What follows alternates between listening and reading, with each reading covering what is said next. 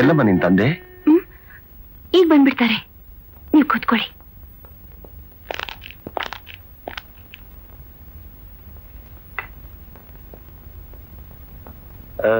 ಸಿಂಧು ಅಂದ್ರೆ ನೀನೇನಮ್ಮ? ಬಾ, ಅಲ್ಲ್ಯಾಕೆ ನಿಂತ್ಕೊಂಡಿದ್ಯಾ? ಕೂತ್ಕೋ ಬಾ.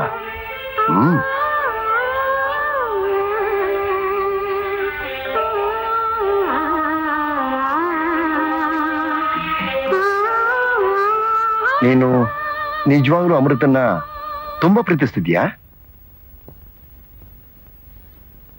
ಅಮೃತ್ ಸುಖವಾಗಿರ್ಬೇಕು ಅಂತ ನೀನ್ ಇಷ್ಟಪಡ್ತೀಯಲ್ವಾ? ಐಶ್ವರ್ಯದ ಕೊರತೆ ಇಲ್ಲದೆ ಸುಖದ ಸುಪ್ಪತ್ತಿಗೆಯಲ್ಲಿ ನಾನು ಅಮೃತ್ನ ಬೆಳೆಸಿದ್ದೀನಿ. ಅವನಿಗೆ ಬಡತನದ ಬೇಗೆ ತಾಗ ಹಾಗೆ ನೋಡ್ಕೊಂಡಿದ್ದೀನಿ.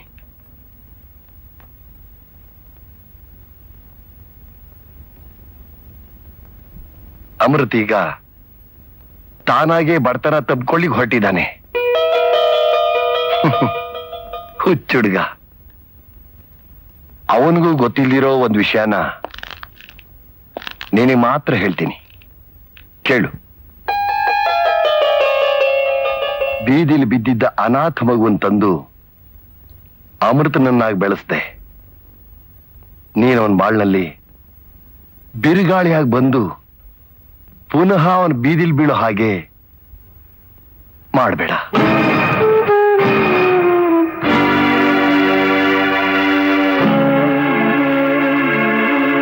ಅಮೃತ್ ನನ್ನ ಮಗನಾಗೆ ಉಳಿದ್ರೆ ಈ ಆಸ್ತಿ ಅಂತಸ್ತಿಗೆಲ್ಲ ವಾರಸ್ದಾರನಾಗ್ತಾನೆ.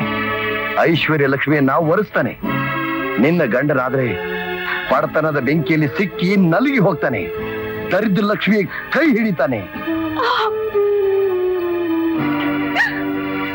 ನೋಡು, ನೀನ್ ಇಷ್ಟಪಟ್ಟ ಅಮೃತ್ ಸುಖವಾಗಿರ್ಬೇಕು ಅಂದ್ರೆ ಅವನು ನನ್ನ ಮಗನಾಗಿರ್ಲೇಬೇಕು.